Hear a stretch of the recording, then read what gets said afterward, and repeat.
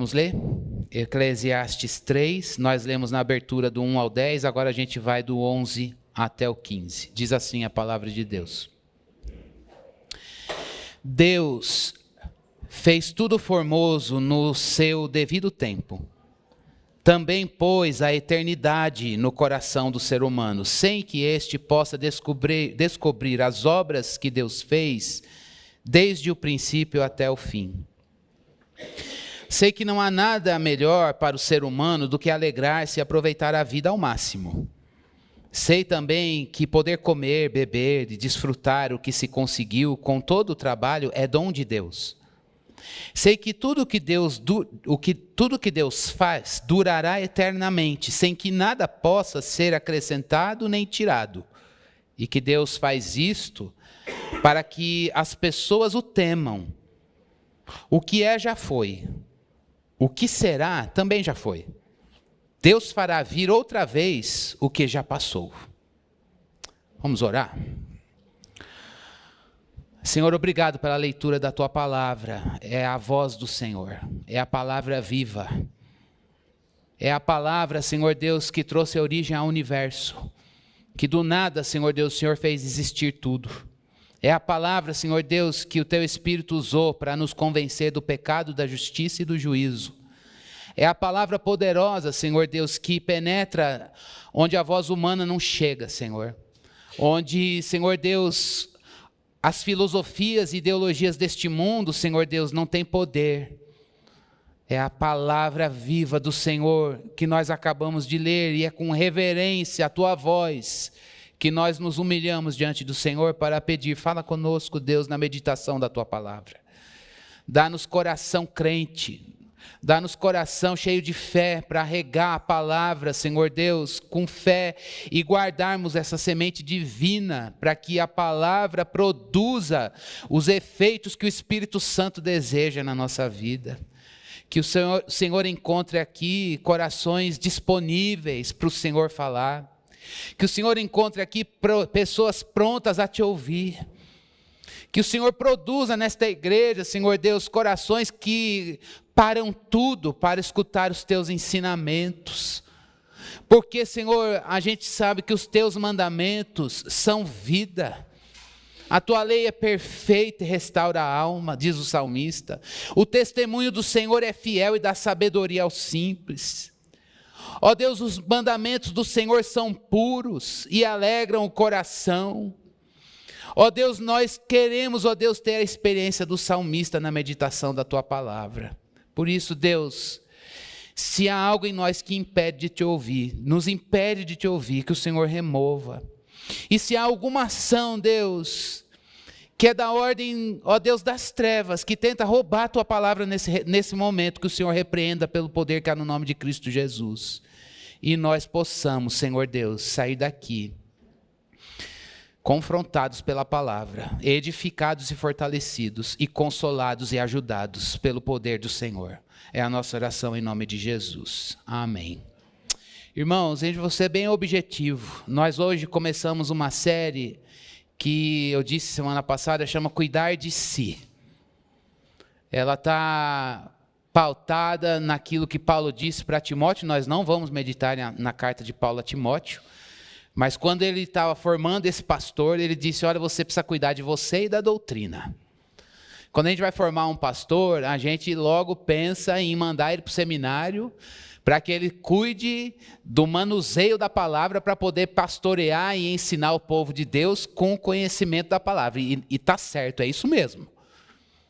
Mas Paulo, antes disso, ele diz, olha, você precisa aprender a cuidar de você.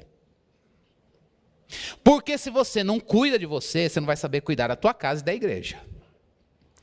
E é por isso que neste mês de janeiro e um pouquinho de fevereiro, o Senhor quer que a gente pare tudo e Ele pergunta para você, Igreja Batista Fonte de Sicar, como você tem cuidado de você mesmo? Parece que isso é egoísta, né? Nossa, mas tudo sobre mim, para mim, de Deus para mim, por minha causa? Não. Porque a sua vida não é sua. Você foi criado por Deus e foi comprado por Ele. Você não se pertence. Sua vida tem um dono e um soberano, e o nome dele é Senhor dos Exércitos. Ele é o teu dono. E eu e você nós temos que prestar conta da nossa vida àquele que nos fez e nos redimiu. E é com esse senso que a teologia chama isso de mordomia. Você não é dono de você.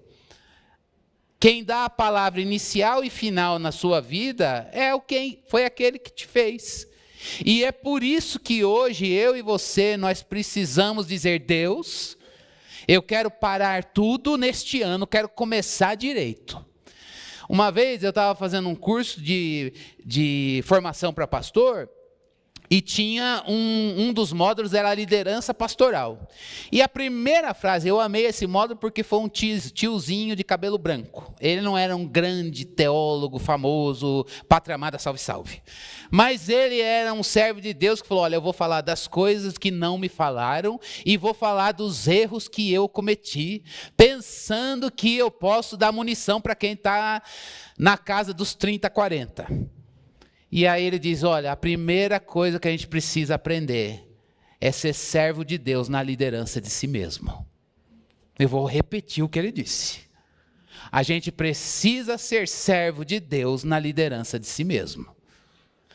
Duas coisas que eu quero tomar como ponto de partida para a gente hoje. Você é servo de Deus nas coisas dele, você é dele.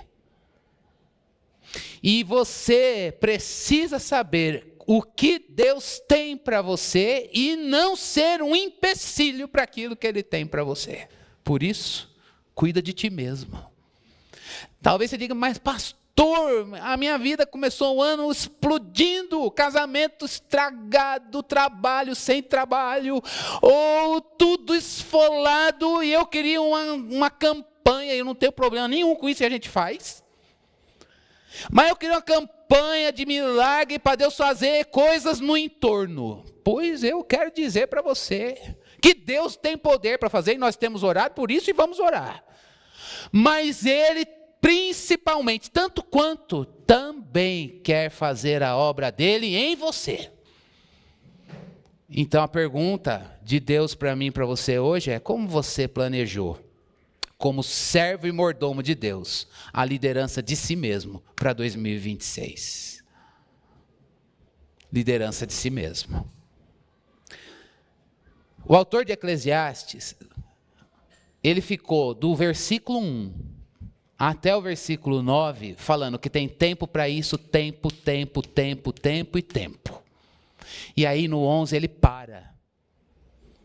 E aí ele diz assim: nós aqui no tempo precisamos pensar a eternidade junto com as coisas do tempo. A gente precisa pensar sobre o céu enquanto a gente está plantando.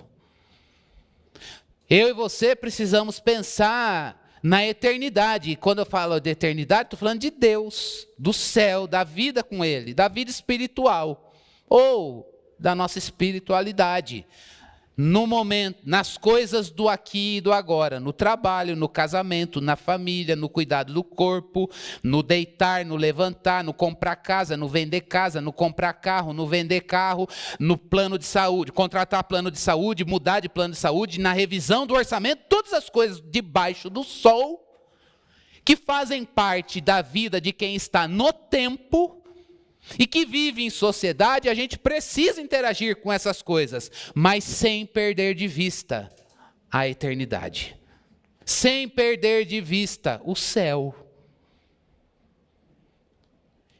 Por isso, para cada estação da vida, você precisa pensar: meu Deus, eu estou no tempo de casar, eu estou no tempo de ter filhos, eu estou no tempo de ser vovô e vovó. Eu estou no tempo de ver os filhos ir embora de casa. Escutei uma entrevista de um artista essa semana que ele falou: eu estou no último semestre em que o meu primeiro filho vai ficar com a gente. Depois é uma saída para provavelmente nunca mais voltar. Eu olhando aquilo, falei: Deus, não quero essa estação. Nenê. Não quero essa estação de jeito nenhum. Me livra desse mal, Senhor. Porque em cada estação a gente tem os prós e os contras. Mas o desafio, em que estação... Ô, Jesus! Arrumei um problema hoje. Cura interior lá em casa hoje, gente. Ore por mim. Em cada estação da vida, a gente precisa interagir com as coisas do tempo debaixo do sol, meus irmãos. Mas a gente não pode perder de vista a eternidade e o céu. Se eu e você perdermos o céu de vista, a gente não vai fazer de Deus o sentido da nossa vida. E eu temo a dizer que eu corro esse risco e você também. Quem aqui não faz da estação do presente o sentido da vida? Ou o mundo que a gente vive, ele impõe isso para a gente. Mas o texto diz, o autor de Eclesiastes diz que Deus, quando fez você e a mim para o tempo, Ele também colocou um departamento na nossa estrutura, que é uma fome de céu, uma fome por Deus, um desejo pela eternidade.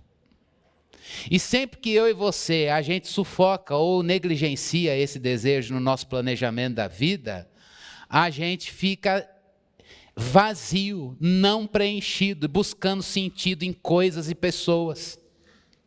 Deus fez a gente com um senso de finitude, você não é eterno. Casamento, um dia a morte separa. Carreira tem começo, meio e fim. A gente viu que tudo tem o tempo do plantio e o tempo de não plantar. As coisas começam e às vezes elas acabam. Tem tempo da gente chorar e tem tempo da gente dar risada. Há momentos em que você vai na semeadura com as lágrimas. E há momentos que você vai voltar com os feixes em júbilo. Mas em todas as vicissitudes e estações da vida, tem uma coisa que é padrão e matriz. A eternidade está aí no teu coração. Então, em que estação você está hoje? No choro? Na perda? No luto? No tempo de ter filhos? Teus filhos foram embora de casa? Você está no auge da tua carreira ou você está naquele momento que diga, puxa, eu estou lançando os alicerces da vida, eu queria estar lá nos louros dos 60. Você está no tempo da escassez, puxa, eu já tive no tempo da abundância, agora eu estou no tempo da escassez.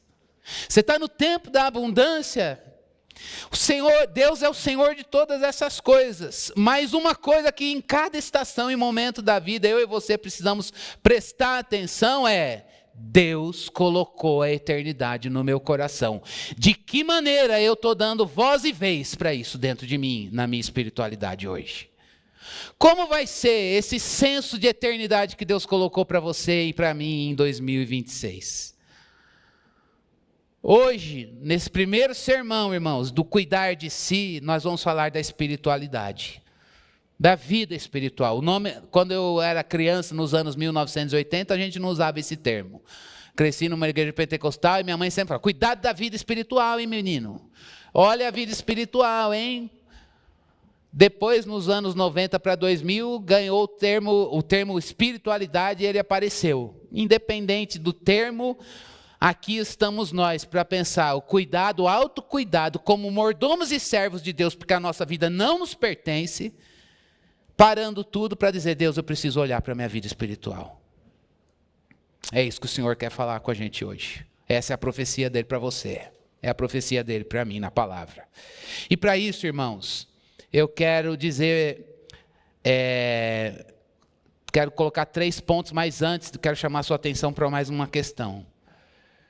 Se você está fazendo sentido da tua vida num emprego duradouro, ou você não vê sentido na vida enquanto você não tiver um emprego duradouro, se você não vê sentido na tua vida enquanto você não casar, se você não vê sentido na tua vida enquanto você não tiver a carreira dos sonhos, nada disso está errado, foi o que o Senhor criou.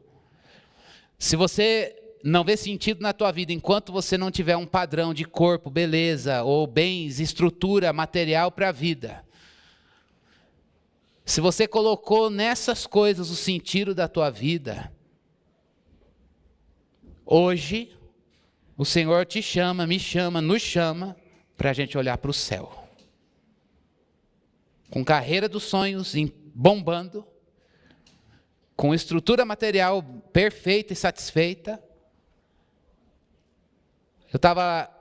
Essa série que a gente quer fazer aqui, ela é baseada num livro que se chama Cuidar de Si, do pastor Daniel Guanais. E ele, além de pastor, ele também atende como terapeuta. E ele disse que uma vez ele conta esse depoimento, que ele atendeu um homem que estava assim, com carreira dos sonhos em plena atividade, uma estrutura de vida familiar e bens materiais satisfeita, que não precisava de reparo nenhum, mas ele chegou no consultório para conversar com o pastor e disse: eu tenho um vazio no meu coração, eu não preciso de nada, mas tudo que eu tenho não preenche o meu coração. Ele disse: pois bem, Eclesiastes responde, o nome disso é porque Deus colocou dentro do seu coração um desejo pelo céu, que nada nesse mundo vai preencher. E a gente precisa olhar para isso hoje. Como é que a gente pode, essa nossa dimensão da eternidade aqui, não é um departamento da sua vida. Não adianta você falar assim: Cristo, está tudo bem, eu vou deixar minha vida espiritual capenga e ela vai chegar em 2026, eu vou chegar no auge, surfando na onda. Vai nada. Você vai cair da cadeira. Faz tempo que eu não falo essa expressão. Não, o Gabriel vai te derrubar bonito. Você vai cair com o bumbum e vai falar: Senhor, por que você não cuidou do que é essencial? Cuidar da nossa vida espiritual. A sua vida espiritual não é um adereço do teu ser, que você pode ligar e desligar, priorizar e às vezes não conseguir priorizar. É um elemento constitutivo de quem Deus te fez ser. E se tem uma coisa que você não pode baixar a guarda, é sobre a sua vida espiritual. Então, para eu e você, para a gente crescer espiritualmente neste ano, para a gente cuidar da nossa vida espiritual, vou colocar 3 coisinhas para a gente pensar. Primeira delas: você precisa aprender a desacelerar. Você precisa aprender a desacelerar. Por que a gente precisa aprender a desacelerar? Porque a gente vive num mundo que tem uma cultura de aceleração da vida. Está na nossa vivência. Principalmente quem está na cidade de São Paulo, seja em que parte for dessa loucura da cidade de São Paulo. A gente é igual o coelho da Alice. Estou com pressa, estou com pressa. Lembra da história da Alice no País das Maravilhas? Estou com pressa, não tenho tempo, não tenho tempo. Eu não sei como é que você lida com o tempo, mas é uma coisa que a gente vive em uma cultura de aceleração em que o tempo nunca é um tempo satisfatório. Você dorme, eu não sei como é que é, são poucos os dias que eu durmo falando: nossa, hoje meu corpo aproveitou X horas de sono. Nossa, hoje eu tive tantos dias de férias e não foi assim. Eu lembro que no acampamento, quando a gente terminou, eu falei: precisava de mais 2 dias só para descansar do acampamento no acampamento. Não era assim? Porque é programação, e gincana, e culto, e fantasia, e a festa, o jantar. Eu falei: a gente não pode ficar aqui agora sem rotina? Porque a gente precisa de mais tempo. A rotina da casa, você fala: eu lavei a cozinha, mas eu precisava de mais tempo para lavar direito a sala. A cozinha também lavada, a sala é, como diziam os antigos, onde o padre passa. Para a gente cuidar da nossa vida espiritual, a gente não pode esperar o mundo desacelerar. Quem tem que aprender a desacelerar somos nós, num mundo que não desacelera. Então eu quero colocar alguns caminhos da palavra para a gente viver essa desaceleração num mundo acelerado. Como que a gente faz isso para cuidar da nossa vida espiritual? A gente precisa parar tudo e ver a glória de Deus nas coisas que Ele fez. Essa é a experiência do salmista no Salmo 19. Ele olhou a criação e o que ele diz? Os céus estão mostrando a glória de Deus para mim. O mundo não parou. O céu era o mesmo desde sempre, desde que Deus disse, haja luz e houve luz. Ele é que parou para ver a glória de Deus numa coisa que Deus fez. Irmãos, quando eu vi isso essa semana, o Espírito Santo me pôs com a cara no pó. Porque a glória de Deus está manifesta nas coisas que Ele fez. A gente precisa parar e olhar. Você precisa olhar, em primeiro lugar, para você como criação de Deus e olhar e dizer, Deus me fez. A glória dele está aqui. Deus fez meu filho. A glória, meu filho é criação de Deus. O meu emprego com todos os problemas, chefe, tramas dos homens, é criação de Deus. A glória de Deus está lá. Eu quero parar e procurar e ver a glória de Deus naquele lugar. Às vezes a gente fica querendo, Deus invade o céu, manda um sinal, faz alguma coisa, tira o chefe, manda um cliente, fecha um negócio, faz isso e faz... E Deus faz tudo isso. Mas desacelerar para ver a glória de Deus exige de mim e de você, no tempo de sorrir e no tempo de chorar, no tempo de ter vida e no tempo de luto, parar tudo e dizer, Deus, onde está a tua glória aqui? Eu quero ver.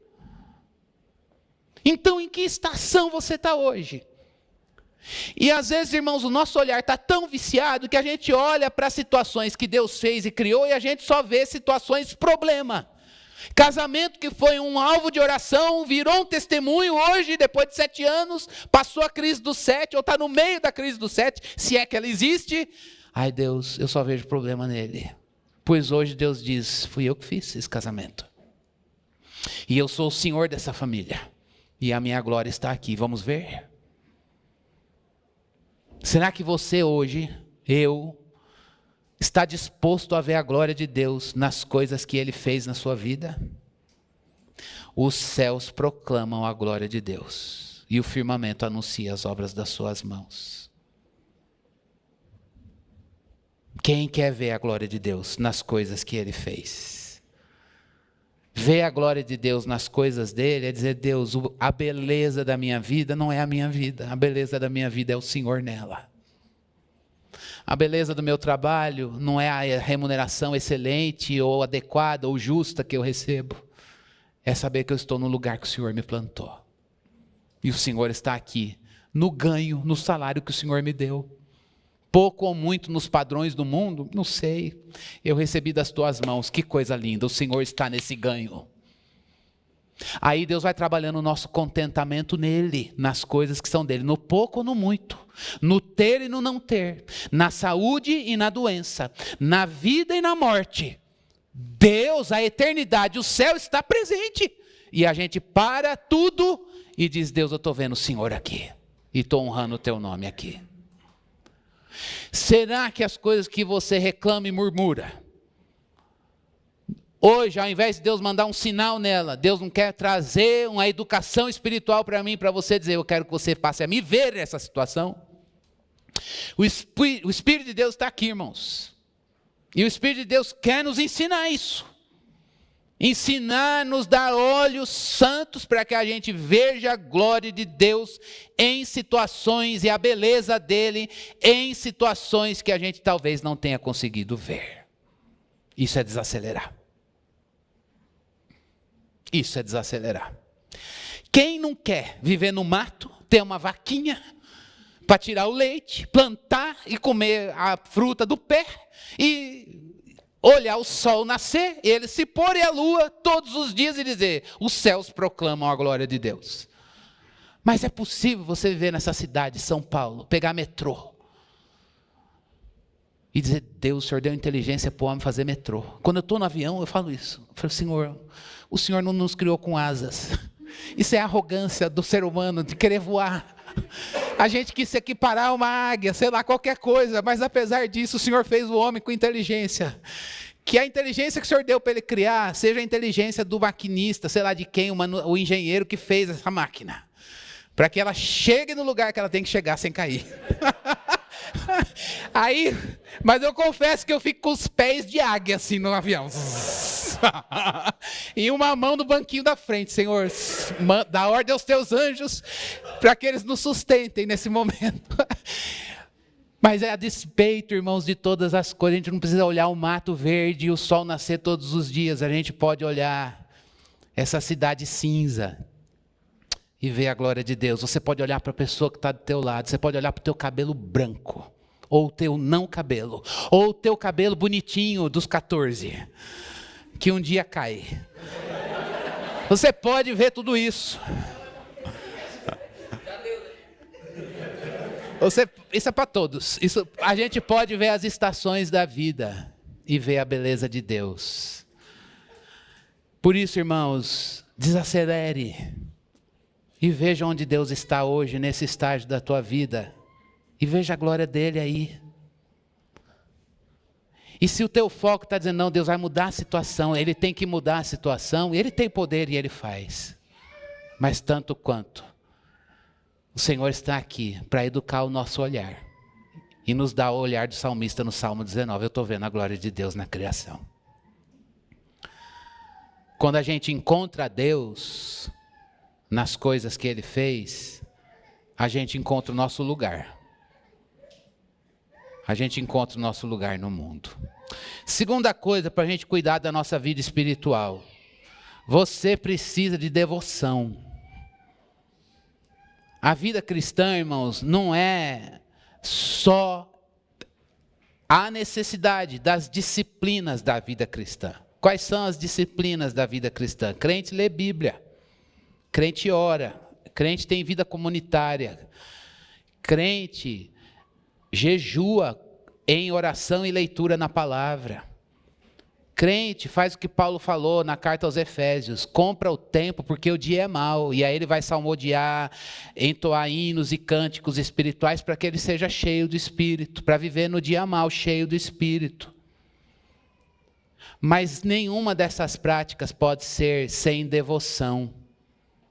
E o que é devoção, irmãos? Devoção não é uma emoção vazia. Devoção é um senso de que Deus é o sentido da tua vida. Está atrelado ao primeiro ponto. Se você desacelera e vê a glória de Deus nas coisas que Ele criou, e você olha a glória de Deus onde Ele está, e deixa Deus ser a beleza das coisas que Ele fez na sua vida, Deus é o sentido da tua vida. E se Ele é o sentido da tua vida, você vai cultivar disciplinas cristãs para buscar aquele que é o sentido da tua vida. E é aí que você vai montar a tua agenda da semana. Eu poderia hoje estar cuidando da mordomia do corpo, com uma atividade física logo pela manhã, poderia, e é errado e pecado? Jamais. Mas se isso vai me tirar da vida congregacional e do ajuntamento público, eu errei entre o bom e o excelente. A questão não é o que é certo e errado, o que é pecado e o que não é. A questão é que eu fiquei com uma coisa que é boa, mas ela me privou do que é excelente. Eu deixei de buscar a Deus no culto público, na comunidade que Ele me inseriu. Eu não estou advogando em causa própria como pastor, mas é verdade. Para cuidar da mordomia do corpo, que também eu preciso cuidar, para a glória dEle. E é uma coisa boa. Mas talvez, se eu não tiver outro culto público com a minha comunidade, porque a gente não tem outro horário de culto, eu vou ter uma semana sem ajuntamento público. E eu vou andar a semana sem isso, embora eu cuidei de uma coisa boa, que foi o corpo que Deus me deu. Quando Deus é o sentido da nossa vida, irmãos, a gente vai orar. E a gente vai orar porque a Bíblia manda orar sem cessar. A Bíblia manda a gente dar graça, colocar os pedidos diante dEle, fazer conhecidas as nossas necessidades diante dEle. A Bíblia manda a gente confessar pecado em oração. Mas, sobretudo, a gente vai orar porque a gente quer dialogar. E a gente quer falar e ouvir Deus. Eu vou orar, Senhor, mas eu sei que na hora que eu estou orando, eu também quero parar para te ouvir. E eu vou me calar na oração, porque o Senhor vai falar. Eu vou ler a Bíblia, e eu quero conhecer a palavra. Eu vou fazer um curso, eu vou ler um livro paralelo que me ajuda a ler a Bíblia, eu vou frequentar a escola bíblica, eu vou fazer um monte de coisa. Mas tanto quanto os caminhos e métodos, Eu quero buscar Deus na palavra. Eu quero buscar a voz dele. Eu estou ouvindo esse sermão. E eu não vou apenas mandar para alguém depois, ou anotar e depois fazer os meus lembretes. Tome nota. Mas mais do que isso, Senhor, eu quero que a tua voz paute o caminho da mudança. Eu quero ser guiado, dirigido pela tua voz. São práticas, irmãos, que não são vazias, elas estão acompanhadas de devoção. Uma das práticas da vida cristã é a prática do serviço. Eu vou servir no mundo e na igreja. Mas, irmãos, servir no mundo e na igreja sem adoração é um serviço chato. Se o seu serviço ele não vem com adoração a Deus, você se cansa, e a primeira falha das estruturas ou das pessoas ou as suas, você diz, chega, não vale a pena.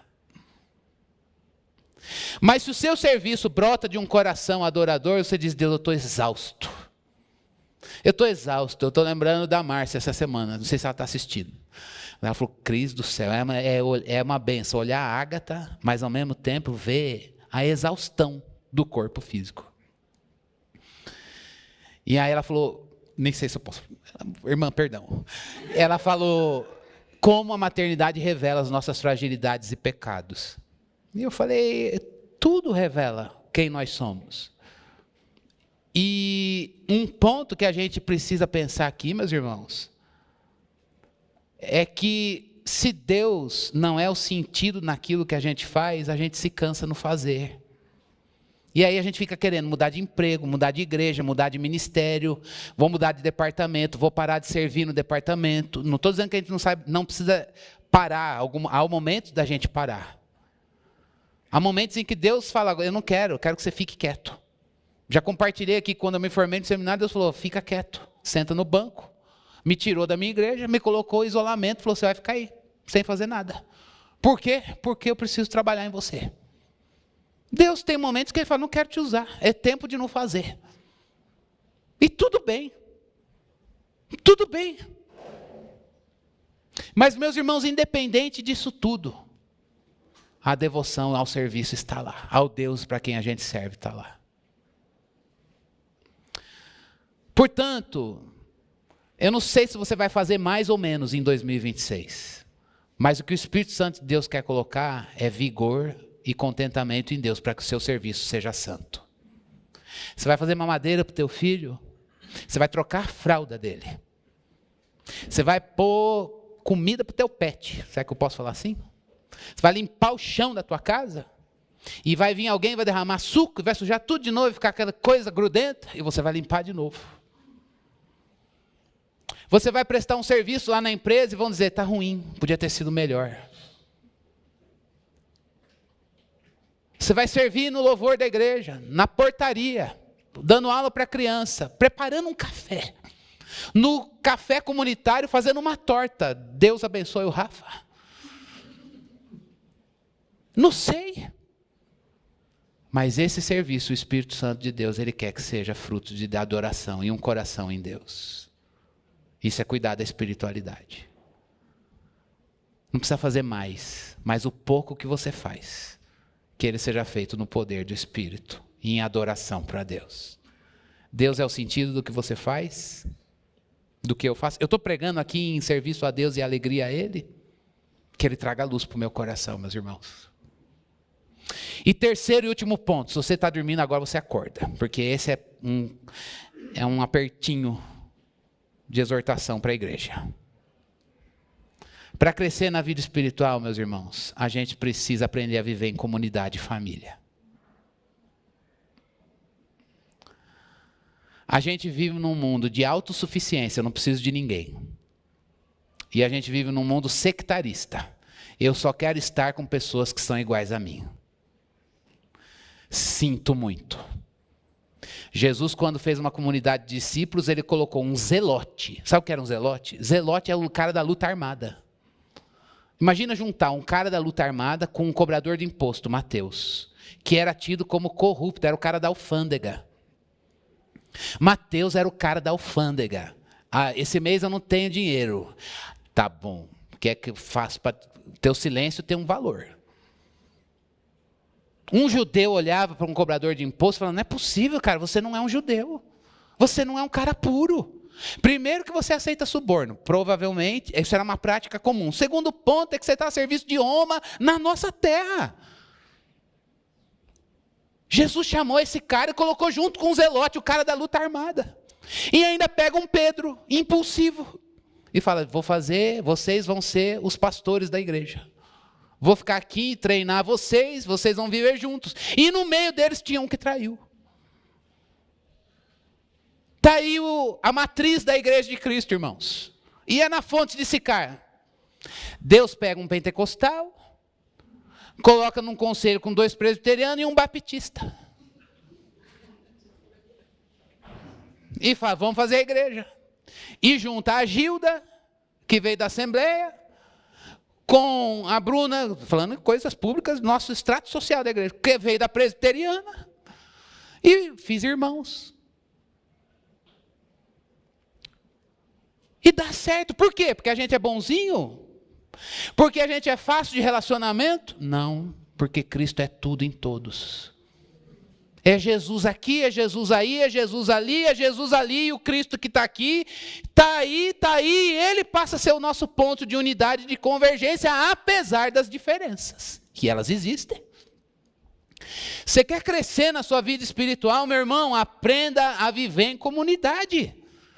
E essa experiência de viver em comunidade, ela enriquece e traz amadurecimento para o crente. Agora, se você for sucumbir ao espírito da época do mundo, você vai buscar uma cultura ou de autossuficiência, vou viver sozinho, ou vou procurar uma igreja que seja minha tribo. Vou pegar uma igreja do meu extrato social, da minha faixa de idade. Se tem uma coisa que o reino de Deus tem, eu acho lindo, que Joel 2 fala é o quê? Quando o Espírito for derramado, o que vai acontecer na igreja? O jovem tem visão, coisa que o velho diz tolinho, e diz, não, o Espírito está nele, o Espírito dá visão para ele sim. E o velho? O velho sonha. E o servo que naquele extrato social? O servo recebe o Espírito também. Porque o Espírito habita em todos. É no servo, é no jovem, é no velho. E assim a gente vai viver na igreja. Deus nos fez fraternos, família. Efésios 2,14 diz que Jesus derrubou o muro que era um muro de inimizade entre os diferentes. Lá tinha as diferenças com inimizade. Ele diz, ele não tirou, era judeu e gentil, mas ele destruiu o muro da inimizade. Para que manter separado aquilo que Deus colocou em unidade? Deus nunca quis uma comunidade homogênea. Isso demanda de você e de mim espiritualmente, amor e graça, para estar no meio dos diferentes.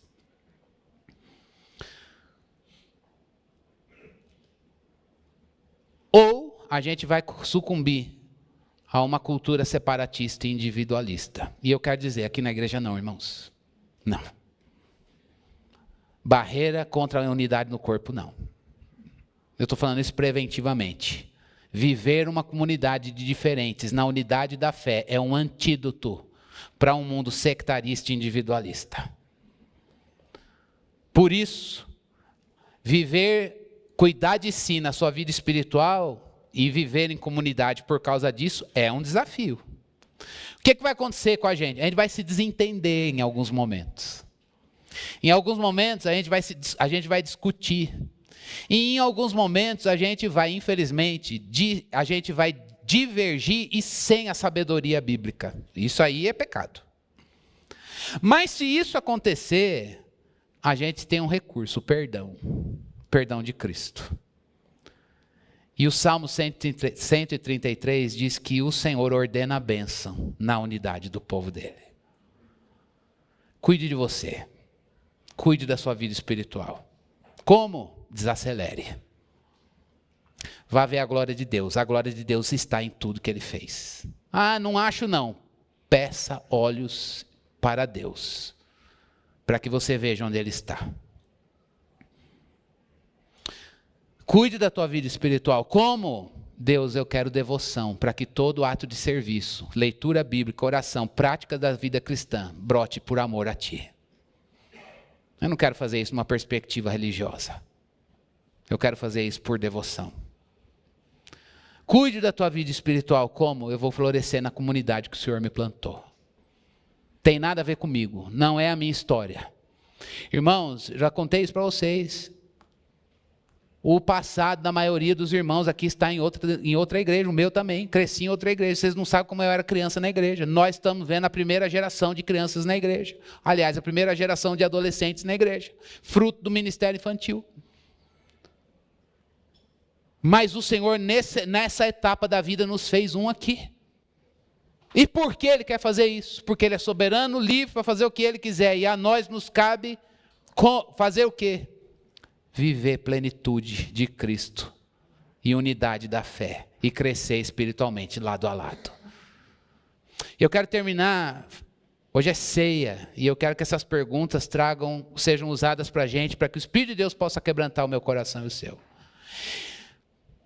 Palavra de professor, que nota que você dá para a sua espiritualidade em 2025?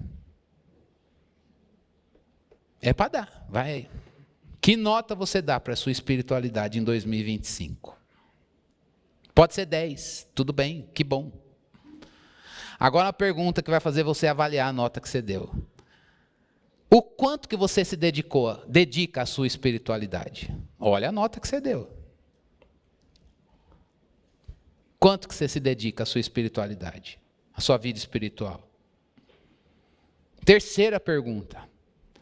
A dedicação que você dá para a sua vida espiritual é igual à importância que você dá para a sua vida espiritual? Porque, por exemplo, você pode dizer, não, é muito importante a vida espiritual. É mesmo, irmão, e a agenda da vida? Às vezes a gente dá muita importância, mas a dedicação não acompanha a importância que a gente dá. Então você está dizendo que, que eu não dou importância? Dá importância, mas está precisando de ajuste na agenda, na rotina, para que você possa dar importância para isso. E como que você pode crescer espiritualmente em 2026? Você é avesso a pessoas? Quando chega alguém perto de você e fala, ai Deus, eu quero só ficar no meu cantinho, não quero ninguém falando comigo, Há momentos em que a gente fica assim, tudo bem. Mas você é aquela pessoa que não gosta de vida comunitária. Irmãos, quando Jesus chamou você para os pés da cruz, tinha um povo do lado e um povo do outro. Ele te fez corpo e família.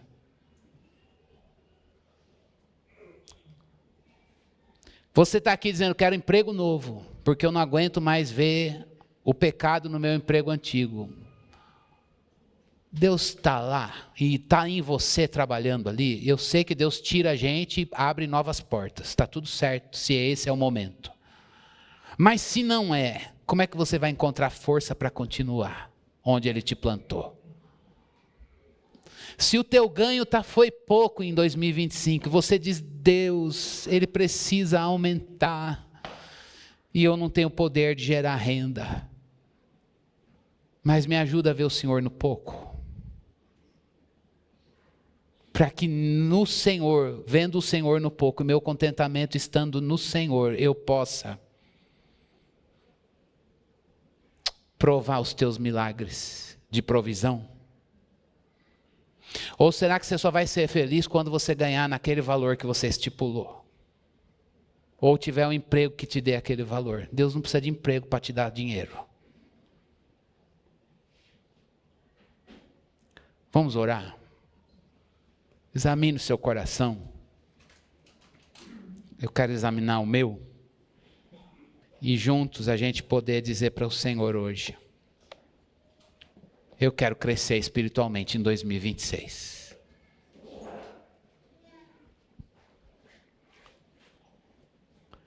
Senhor, nós nos humilhamos diante da Tua grandeza e da Tua majestade com gratidão, porque o Senhor colocou a eternidade nos nossos corações.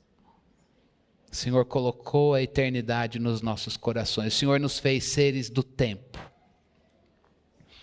E isso nos coloca no trabalho, na família, na igreja, no cuidado do corpo. Isso nos coloca em tantas frentes, em tantas coisas, Senhor. Mas, meu Deus, nesta hora nós nos humilhamos diante da Tua majestade para Te dizer, Senhor, não nos deixe negligenciar a eternidade que está dentro de nós. Senhor, se a nossa vida espiritual em 2025 foi precária, pobre, se ela não foi priorizada, Senhor, por falta de sabedoria, por negligência no coração, porque sucumbimos aos ídolos do nosso coração, que nesta manhã, Senhor, o Senhor traga, Senhor Deus, luz para dentro de nós. Nós não somos nossos, nós somos teus. O Senhor é o nosso dono, nossa vida te pertence. Nós não podemos fazer com a nossa vida o que a gente acha que deve ser feito, a gente precisa fazer o que o Senhor quer. Nós cantamos isso, a ti pertence, a majestade, o Senhor é o rei sobre nós. A tua igreja cabe a adoração ao rei. Senhor, nos tira do trono, Deus. Nos tira do governo. Há um soberano, um Senhor, e o nome dele é o Deus dos exércitos. É o Deus da Bíblia, Redentor, nosso Redentor. Senhor, nós nos humilhamos diante da tua grandeza nesta manhã. Para pedir, Senhor Deus, que a nossa vida espiritual, ela venha reger todas as outras coisas na nossa vida. Que tudo brote, Senhor Deus, do nosso relacionamento contigo, Senhor. Que a nossa matriz provedora da vida seja o relacionamento com o Senhor. Que nunca a gente vire as costas para o Senhor. Que a gente não negligencie a tua presença, a tua voz, o Senhor, quem o Senhor é, Deus. Mas que de fato a gente busque em primeiro lugar o reino de Deus e a sua justiça. E a gente veja as demais coisas serem acrescentadas. Que o nosso coração esteja em ti. Põe nosso coração no Senhor, Pai.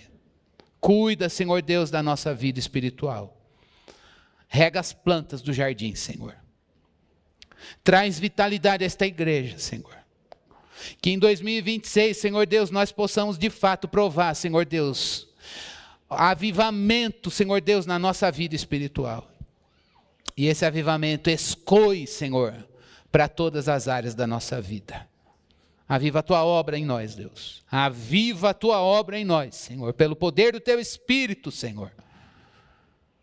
É no nome do teu Filho Jesus que nós oramos, com o perdão dos nossos pecados. Amém. Vamos cear? A ceia não é da Igreja Batista Fonte Sicar. Ela é do corpo de Cristo. Os irmãos, nós estamos em família e vamos cear juntos. E você vai receber o pão e o cálice. O pão representa o corpo, a carne de Jesus que foi dilacerada na cruz.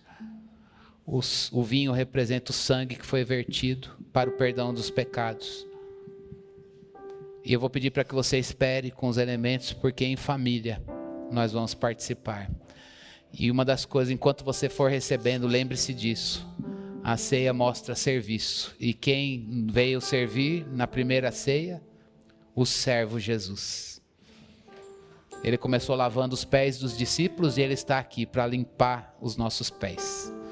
E ele mesmo partiu o pão e deu, e ele mesmo pegou o cálice e deu.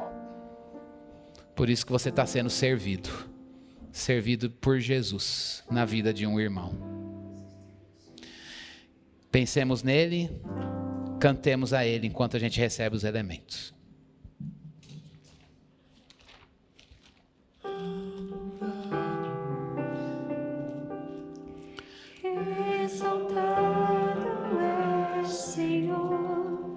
Tão amado,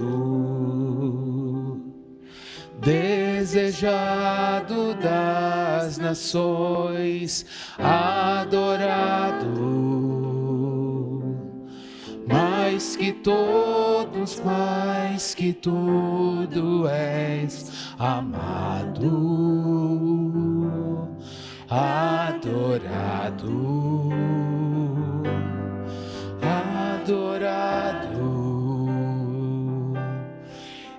exaltado és, Senhor, tão amado, desejado das nações, adorado, mais que todos, mais que tudo és amado, adorado, adorado,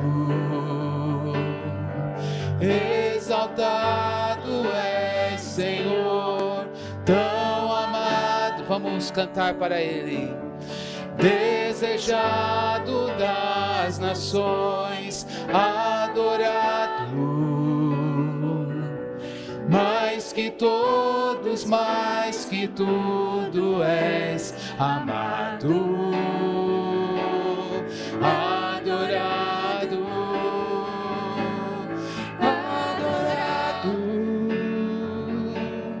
exaltado és, Senhor, tão amado, desejado das nações, adorado, mais que todos, mais que tudo és amado, adorado.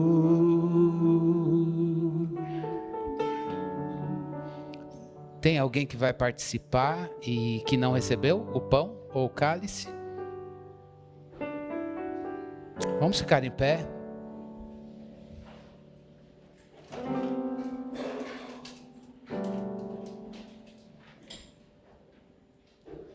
Paulo, ao escrever à igreja de Corinto, ele não estava na ceia com os discípulos, ele mesmo se diz em outra carta que ele é um nascido fora do tempo. Mas ele recebeu do Senhor, posteriormente, a revelação do Evangelho. Cristo o chamou para ser um apóstolo. E ele pôde dizer à igreja de Corinto: porque eu recebi do Senhor o que também lhes entreguei. Que o Senhor Jesus, na noite em que foi traído, pegou um pão e, tendo dado graças, o partiu e disse: isto é o meu corpo que é dado por vocês. Façam isto em memória de mim. Do mesmo modo, depois da ceia, pegou também o cálice, dizendo: este cálice é a nova aliança no meu sangue. Façam isso todas as vezes que o beberem em memória de mim. Porque todas as vezes que comerem este pão e beberem o cálice, vocês anunciam a morte do Senhor, até que Ele venha. Nesse momento de ceia, nós cremos que o Senhor Jesus não está presente neste pão e neste cálice. Isso aqui é pão que representa a carne dele, isso aqui é vinho que representa o sangue dele.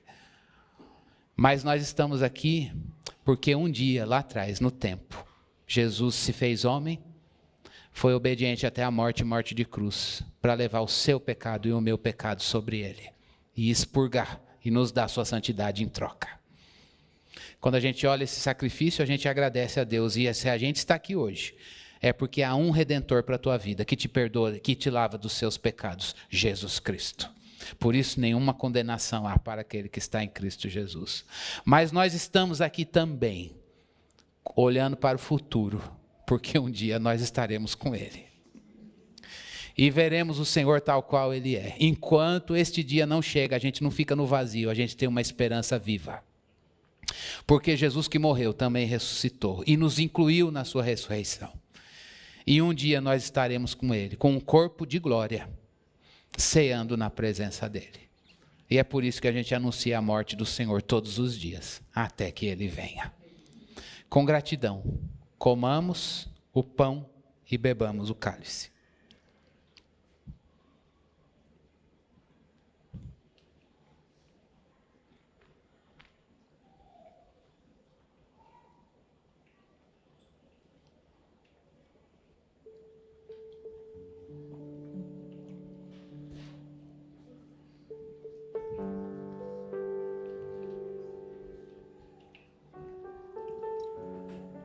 Senhor, a gente se humilha diante da Tua grandeza. E de fato, Senhor, Jesus Cristo é para nós adorado, tão amado, Senhor. É desejado, Senhor Deus, no nosso coração. Ó Deus, obrigado pelo privilégio de saber que Cristo vive em nós. de que Ele nos devolveu para o nosso Criador. E hoje nós podemos ter vida em Jesus. Quantas vezes, ó Deus, neste mundo a gente se embaraça com as coisas desta vida. Mas neste momento, Senhor Deus, diante da Tua majestade, da Tua grandeza, nós nos voltamos a Ti em contrição. Para pedir ao Senhor um coração fiel, Senhor. Faze-nos fiéis até a morte, Senhor.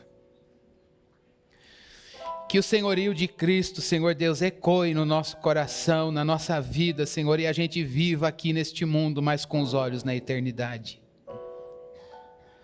Senhor, obrigado pelo privilégio, Senhor Deus, de cearmos na Tua presença sem Te ver.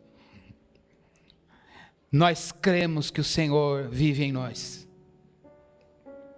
Mas também, Senhor, nós desejamos o dia em que cairemos aos Teus pés.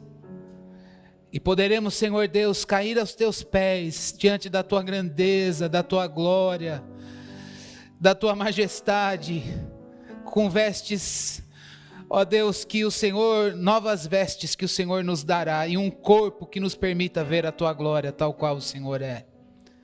Isso nos faz clamar hoje, Maranata, vem Senhor Jesus. Vem Senhor Jesus, nós ansiamos a Tua volta. É bom viver neste mundo, Senhor, e Te servir aqui. Mas nós ansiamos, ó Deus, o novo céu e a nova terra. Não porque estamos cansados do sofrimento, Senhor, mas porque a nossa vida é o Senhor. O Senhor é nosso tudo, Deus. O Senhor é nosso tesouro, nossa riqueza. E queremos viver para Ti. E queremos estar contigo, Senhor. Que o Teu Espírito, Senhor, que habita em nós, nos encha nesta manhã. Nos encha de Cristo. Que a beleza de Cristo se veja nesta igreja, Senhor, se veja em nós. Que Cristo cresça e nós diminuamos, Senhor, e a gente possa, Senhor Deus, andar mais em Jesus e menos em nós mesmos. Que habite em nós ricamente a palavra de Cristo, Senhor. Que a Tua glória se veja, Senhor Deus, na igreja, como Paulo orou na carta aos irmãos de Éfeso, Senhor. A glória de Cristo na igreja, Senhor. É essa a nossa oração, esse é o nosso anseio, a Tua glória, Senhor, reverberando na igreja. E a glória do Senhor, ó Deus, em tudo aquilo que é Teu. Atrai o nosso olhar para a Tua glória, Senhor. Que os brilhos deste mundo não venham nos satisfazer, Senhor Deus, mas a gente seja atraído pelo resplendor da Tua face, Senhor. Põe nosso coração em Ti, Deus. Põe o nosso coração no Senhor, ó Deus, que de fato o Senhor nos dê lentes da eternidade, para vivermos o aqui e agora, Senhor. Ó Deus, que a gente não negligencie a nossa vida espiritual, Senhor, muito pelo contrário, que ela cresça, Senhor Deus, e amadureça neste ano. Que o Teu Espírito sopre mais de Jesus em nós, ó Deus, e aqui o Senhor encontre, Senhor Deus, servos fiéis, Senhor Deus, que não negociam a verdade do Evangelho, Senhor Deus, e usam o tempo para a glória do Senhor. Enche esta casa, Senhor Deus, de santidade, Senhor Deus. Transforma as nossas vidas, ó Deus, e faze-nos mais gratos a Ti, mais dedicados ao Senhor neste ano, Senhor Deus, mais rendidos aos Teus pés, Senhor Deus, e que a gente tenha, Senhor Deus, uma vida como da Tua filha Maria, Senhor, que parou tudo para cair aos Teus pés e ouvir os Teus ensinamentos, Senhor. Que o Senhor encontre discípulos, ó Deus, moldáveis, alunos disponíveis a serem ensinados nesta igreja, Senhor. Pessoas, Senhor Deus, que se humilham diante da Tua majestade, Senhor Deus, e que têm plena satisfação no Senhor, Pai. Aperfeiçoa a obra de Jesus em nós. É a nossa oração com gratidão no nome dEle. Amém.